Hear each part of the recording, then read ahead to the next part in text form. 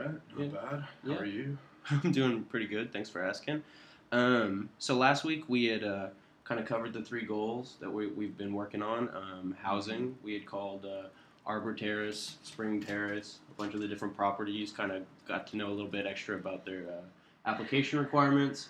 We had gotten into employment a little bit. I know that you still are collecting SSI, but we'd filled some applications out. And the last kind of bit that we had been touching on, if my notes are correct, is that we'd carried out your proof of housing and also your proof of income to try to address that ticket that you had gotten.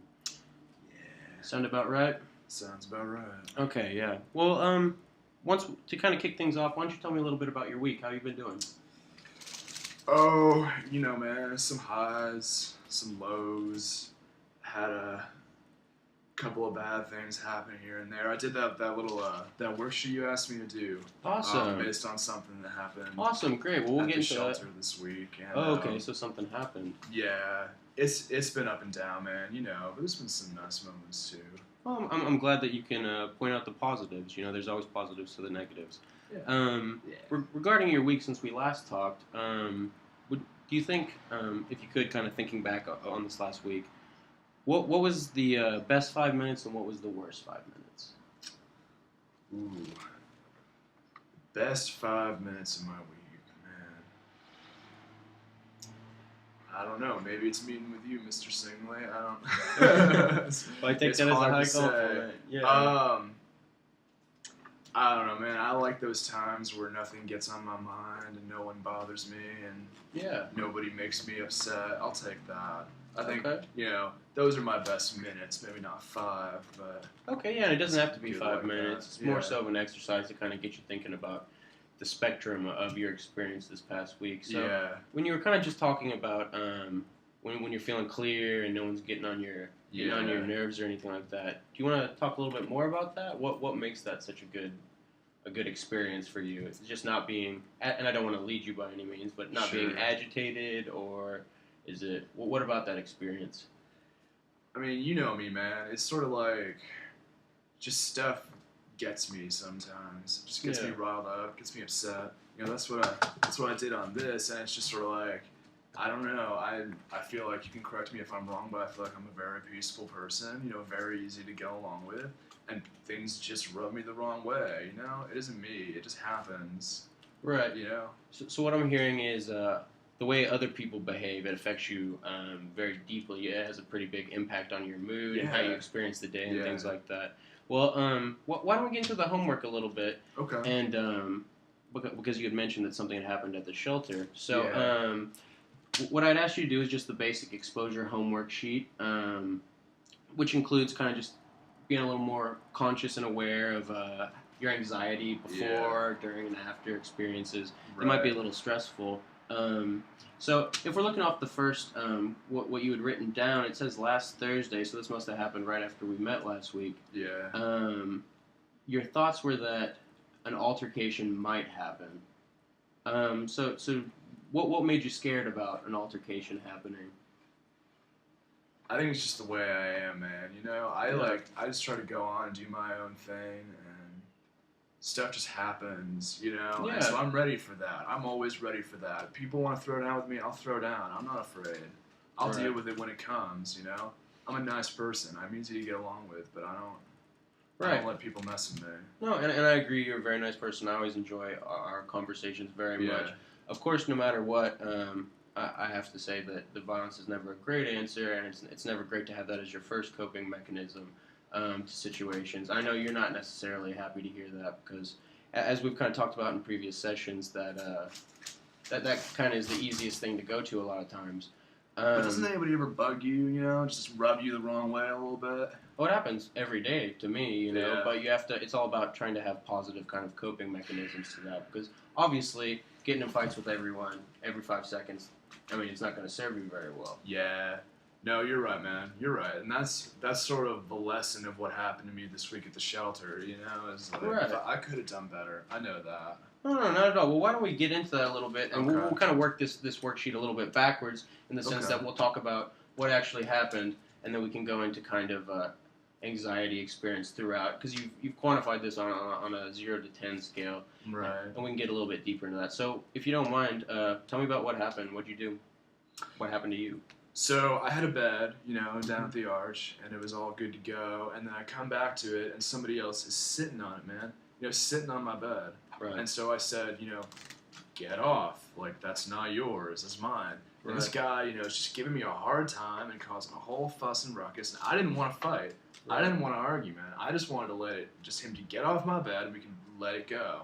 That would be the end of it. But no, he's just throwing up a ruckus. And so suddenly they call over, oh my God, that lady, ugh. You know how it is, man. These women in authority who kind of come over and are sort of just like, beat the rod down. They're just sort of, they're just out to get men. It feels like sometimes. I don't know. Don't quote me on that. I just feel like she's got her own thing that she's dealing with. She needs to work that out on her own time because she comes over to me and she's giving me a hard time for this. I just want the man to get off my bed. Right. I don't know. So there's kind of two aspects that I want to explore with that, if that's okay. If I'm hearing you correctly, it sounds like you never want to get in fights with people. You're reacting a lot. But it seems like if the circumstance calls for it, you're ready for that to happen. I'm not reacting. They're provoking me. They're provoking me. I'm not reacting. I don't want to react. I told you. I don't want to react. Right. It just happens. I'm not doing anything. It just happens. Right. But so to play devil's advocate in this circumstance, it takes 2 to tango, right? And so in this particular, I'm completely on the same page that you were just taking a shower and you came back and that this guy was in your space, and I totally respect that. But perhaps you see how you might also be involved in this scenario, like, and if you don't mind me asking, how does your involvement actually, how does your kind of predilection for fights, how we said, like, you're ready when it happens, how do you think that involves your ability to relate to other people, especially in regards to the shelter? Yeah, I don't know. It doesn't help. I don't know. I just don't want people to mess with me, I don't want people to feel like they can just sit on my bed and get away with it, or that one lady to come over and just tell me what to do and get away with it. You know, that's not right. That's not fair. Right. And so I'm just not okay with that. I mean, sure, yeah, I wish I were a better man who could take it on the cheek, just let it go. But man's got to stand up for what's his, doesn't he? Like, that was my space. And I can respect that, and you have to advocate on your behalf. But I think the important thing to take from this situation is that there's better ways to handle situations than immediately resulting to violence. Not that you chose violence in this particular circumstance. It was awful. But from what I took, it sounds like, and especially from your anxiety ratings, it sounds like as the situation kind of progressed, the anxiety got higher, and that kind of the likelihood of maybe an altercation happening increases with that going on. Yeah. Well, first of all, I'd like to say that I think it's a really big strength of yours to be aware of how anxiety plays into this process, how being aware of your circumstance plays into this process. Thank you. And I think so. If you wouldn't mind going into the anxiety ratings, before the situation ever happened, you'd given a rating of 2 on a 0 to 10 scale. Why 2? Why not 0? Maybe before this altercation ever happened. I mean, I've been living my life like this a while now, but I would rather not be down there. I'd rather be in my own place and just have my own space. Where I don't have to worry about some jerk getting on my bed to begin with. And so I'm always a little bit aware of that. Like I said, I'm primed. I'm ready. Right. I'm ready. I think that's what the 2 is. The 2 is for ready. Okay. And just sort of, I'm looking around. I'm waiting.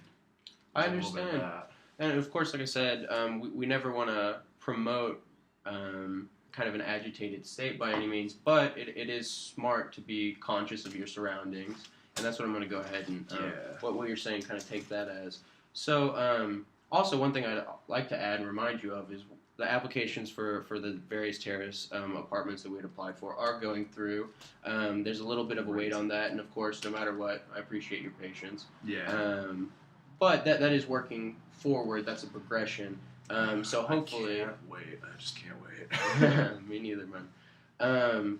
So if you don't mind, you had rated a 9, a level 9 for your anxiety during the altercation. Yeah. I mean, and I can understand why it heightens a lot like that. Yeah. Do you want to maybe go into a little bit why it was so high? Oh, jeez. I don't know. Man, my heart just starts racing, and I feel all this blood go to my head a little bit, Yeah. just like get all flushed. And sometimes it doesn't even feel like me that I'm saying these things. Right. And so, when I think about that night, I think about just like 1 point away from losing control, 1 point away of crossing that line, Right. and turning into something that I don't want to be, Right. have something happen that I don't want to have happen. What I'm hearing you say, and just to kind of summarize my interpretation of what you were just saying, Yeah. was that when you get that high agitated state, it doesn't feel like you, and it doesn't feel like something you want to be. Yeah. So in previous sessions, we had kind of talked about how, the role of your medication and how being on it and being off that can have serious implications for how you feel, how you behave Yeah. towards other people. If you don't want me asking, of course, and you're welcome to keep whatever you like private, when this altercation actually took place, had you been regularly taking your medication? More or less. And what does more or less mean to you? Means more or less. Okay. Regularly, maybe not. I mean, Right. And I'm not harping on you by any means. This is just something so I can understand the situation a little bit better. Because in the past, we both know that we've been working on trying to keep that something stable. Yeah. And like I had said, you're very aware of how your prescription medication kind of plays into your mood. That's a really big strength for you. So after we get kind of out of this altercation, we can contact MHMR and try to reschedule an appointment and try to get that ball moving again, if that's something you'd like, of course. Yeah. All right, well, we can talk about it a little bit more later. No worries about if that. you say so. Okay. Well, so just trying to finish up this homework sheet, because I really do appreciate you taking the time to go through and knock it out. After this whole thing happened, after the female, I guess, night mom had come over and kind of checked out the situation. Tell me a little bit more what happened. You had indicated that your anxiety was a 7 after that, so it went down a little bit, but it sounds like you were still idling pretty high. So tell me about what happened after this woman came and spoke to you, and why actually that resulted in a little bit less anxiety, but still pretty high anxiety. Well, you know how they are. They just want to tear you down sometimes. These high and mighty people, these high and mighty ladies, walking around and just want to tear you down. Right. They don't want you to feel. She wasn't gonna listen. She didn't want to make me feel better. Nobody there wanted to make me feel better. She just wanted, their thing, just to get me to go away and shut up, shut up, Sam. But anyway, so after it was over, it was sort of like, well, I'm not in that situation anymore. I'm not dealing with that anymore. But yeah, I'm still riled up. I'm still dangerous. I'm still dangerous. Okay, so there's a few things I kind of wanted to touch on in that conversation, but so what makes you feel dangerous? The fact that you're always ready in case something happens? Yeah. You think that's what it is? Yeah. Is it important to you to feel dangerous? Yeah, definitely. I mean, because I don't want anybody to feel like they can just go sit on my bed, just turn the other cheek. I'm all about the Bible and all that, but I don't think that that's right, to let somebody just walk all over you like that. Right. And I can respect that. And what I'm hearing, it sounds like respect from other people is really important, because it seems like you try to really give respect to other people. So you kind of expect that reciprocity. I do give and I do expect to receive. Yeah. I do. I can understand that. And it's hard, especially when you don't feel like other people are necessarily giving what you've given to them. So if you don't mind me switching gears for just 1 second, you had kind of mentioned that women in general are trying to keep you down or trying to keep you in your place or keep you in line. As I understand that, not to put words in your mouth by any means, is it something where you feel like women are generally doing that to you, or just women in positions of power? Listen, man, this is nothing against women. Women, they're delicate creatures. They need help sometimes. They need our protection sometimes. It's when they get I don't mind doing anything just the way they want to do it. Just don't get all high and mighty around me and try to smack me down for protecting what's mine, Right. And so what I'm hearing, it kind of sounds, going back to the concept of respect, Yeah. That if you give respect to someone, if you feel like, especially in the relationship that you have with women, if you feel like you're providing a protector role, you would equally like to have some respect from that person. I am a protector. I do a lot, and I give respect, and I expect respect back. Well, I appreciate you trying to look out for other people. I know that can be tough. The other issue is the harsh reality of the situation is this woman's a supervisor at the place that you do stay. They allow you to stay there for free. So, I mean, no matter what, it is kind of hard, but sometimes it is important to be able to take deep breaths like we had talked about, kind of assess your situation, recognize that there's a bigger goal going on. And that bigger goal in this circumstance is being able to sleep inside at night.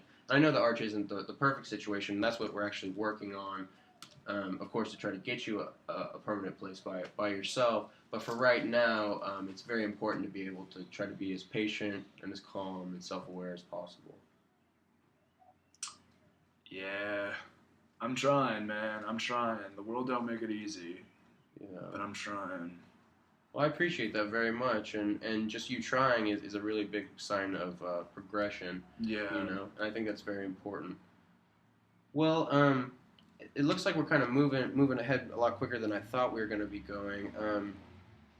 The really big point that I wanted to touch on today was this homework sheet and kind of going over that. As you had called in and let me know that something had happened, I just wanted to kind of assess what our circumstance was, make sure we're on the same even level playing field, and then kind of go from there. So if it's okay, we have some applications for housing in the other office, and we can go address those and kind of start going through with that, if that's all right with you. Let's do it. All right, Sam. Sounds good.